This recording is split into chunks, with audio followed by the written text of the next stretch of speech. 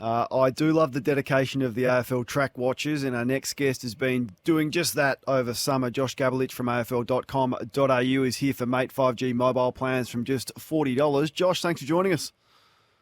With you, Kane, and I'll tell you what, when there's a injury scare in January, it means that the tennis is nearly finished and footy's not too far away, because that was a bit of a blow-up today.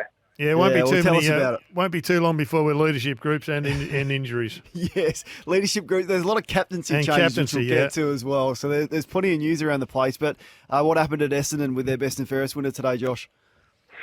Not too much to be concerned about from an Essendon perspective, Kane. I mean, it was always a bit of a scare when someone limps off the track and they don't take any part in the session. But Essendon were pretty confident straight away that it was just tightness. There wasn't much to gain in putting him back out there, especially with the 5-day break coming up. So we'll find out a little bit more, I reckon, the next day or two from those scans. But they're pretty confident. It's only tightness. They call it awareness these days. But with a 5-day break, they weren't prepared to take any risks. But it's always a scare, especially when you looked around and you saw Sam Wiedemann, Harry Jones, both running laps in the rehab group. It just reminded you how important Peter Wright is. One of the most important players, if not the most important player at Essendon right now. Take him to Djokovic's physio.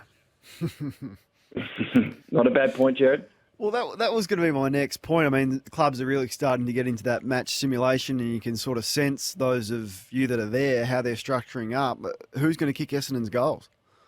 Well, Jake Stringer ran a muck today. I mean, it is only a practice match, but I reckon he had about 10 shots on goal in the 60-minute match sim session. He didn't move too far from goal. I reckon he kicked about 3-5, maybe 3-6, but he looked quite sharp at times. So he was good. I mean, a couple of players that we haven't seen too much of just yet, small forwards. Jai Menzies looks like a find. I mean, he looked quite dangerous at ground level. And Elwyn Davey Jr., I reckon we might see him pretty early in the year. I look forward to seeing how he goes in the practice matches. You can only gain so much from match sim sessions at this point in time, but look forward to see how he goes in late Feb and early March, to see where he sits in the scheme of things heading into round one. We were told that there's only going to be one practice match because the season's going to be lengthened out because we've added an extra round. How many practice matches do you think we'll end up having? I think we'll have two, Jared. I think we'll find out on Monday for sure. But we reported today that most clubs now, apart from Greater Western Sydney and the Western Bulldogs, have organised unofficial practice matches sort of in late Feb 23, Feb 24. Yep. So I think they'll be confirmed next week. A few details to be sort of ironed out, just in terms of location and what those games will look like. Because I think some clubs want to use all sort of 44, 45 players and either play across 4 quarters or six sort of blocks. So wait and see, but it's definitely get 2 in, which is, I think, important. And we'll learn a lot more heading into round one. Hard to tell from training, but which team has impressed you the most over summer? Who's struck you as, well, geez, these guys run a good program? Difficult to compare, Kane, but I've really liked going down and seeing Melbourne up close. I've seen him in the wet once last Wednesday. It rained all session, and they just look like a well-oiled machine right now. And I've seen them twice in January, and they look really good. Carlton were really impressive. I went out there on Monday, and they had a big session as well. They had 60 minutes of match sim, their longest session yet. And I think the difference, if you think about Carlton from 12 months ago to now, it's a bit like Collingwood. Their footy department is really settled, so they're not having to embed a new philosophy and terminology and all those sorts of things that they did this time last year. And it was put to me that a real symbol of the growth is in those big keys. If we think back to last year, Charlie Curnow was coming off 2 years of unknown, and it was about this time last year where Harry Mackay broke down. Those still are humming right now. They've partnered them all summer as much as they can, and they've used them together. So I think their cohesion's really improved. So I learned quite a bit out at Carlton on Monday, and a huge issue for them throughout last year, and they had a review of it, was their injuries. And they've still got some injury issues like a lot of clubs at the moment. I mean, Sam Walsh is the obvious one, but it's really good to see Mitch McGovern up and flying on Monday. And he was in this position last year, so he just needs a little bit of luck with his body. Zach Williams is the other one. Only managed the 9 games last year. It hasn't quite worked just yet at Carlton, but he hasn't missed a session so far. I know it's only January 25, but he's had a really good 2 months. You mentioned, sorry, Jared, you mentioned just prior to Carlton, Melbourne impressed you? Now, Gawn's done his hammy, he was running laps today. But did you get to see Gawn and Grundy in action? Were they competing against each other or were they playing in the same team together? Can you reveal how they might use them? The match sim session I saw, Kane, there were no stoppages, so I haven't quite seen them just yet. But I think the positive, I mean, there was a slight concern when he hurt his hammy last Friday that he might miss 3 or 4 weeks, which would rule him out of a practice match, potentially 2. But that's not going to be the case. It's only 2 weeks, so they should get a good look at him in those 2 practice matches. They're going to play St Kilda in a practice match at Narrabeen, I think on the 23rd or maybe the 24th of Feb. So that'll be the first time we get to have a really good look at how it's going to work with those 2, because it's been a question everyone's been interested since that trade went through.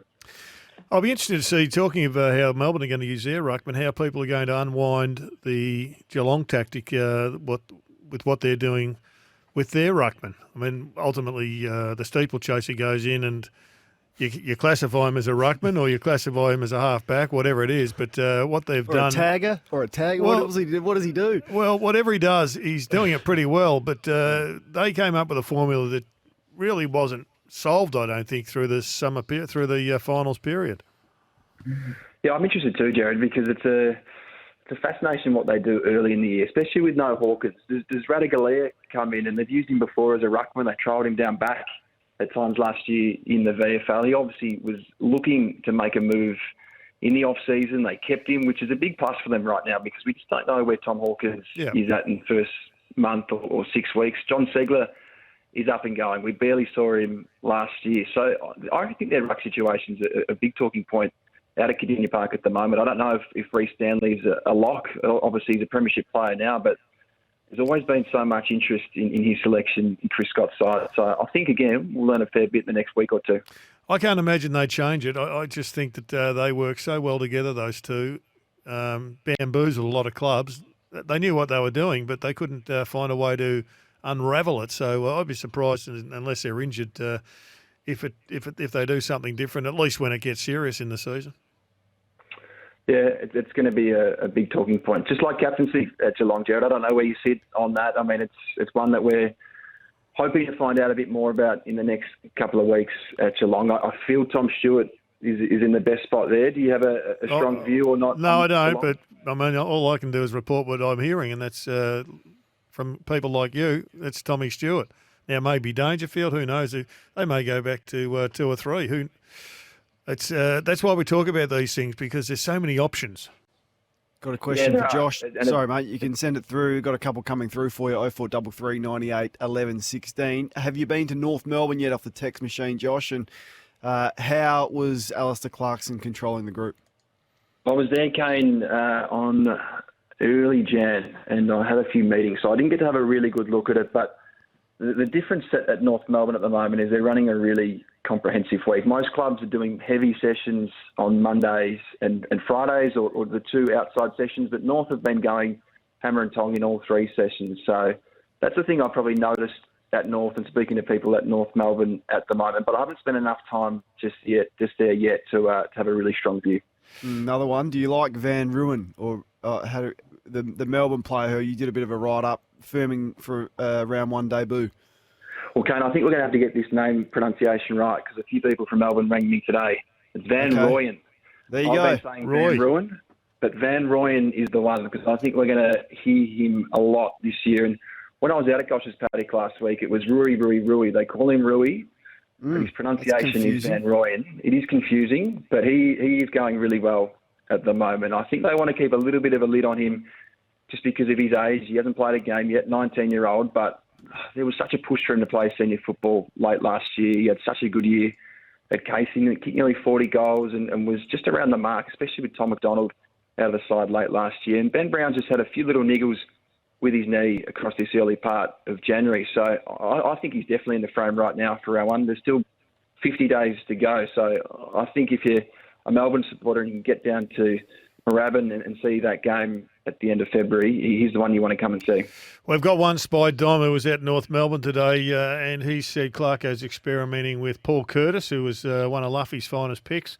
Starting in the midfield, Sheasel, one of the high draft picks, he's on a wing. Drury and Thomas combining out of the defence. And Comben, looks to be an athletic beast playing forward, and hopefully he gets his opportunity. They need another one. They need him to come through.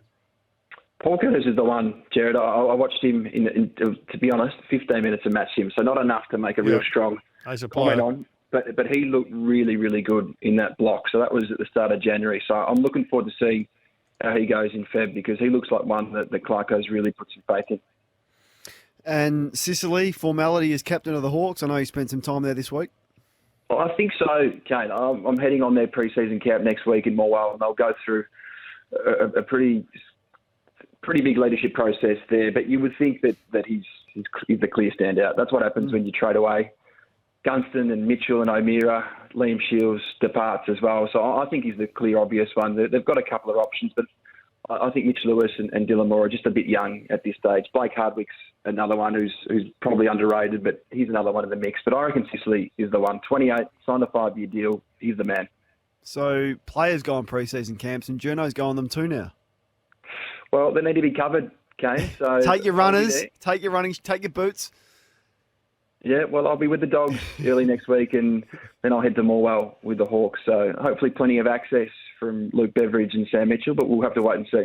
All right, say hello to Luke Beveridge for me. I know he's a big fan of mine. Hey, mate, appreciate your updates. They've been awesome on Twitter, and we'll get them from you throughout the year. Appreciate your time.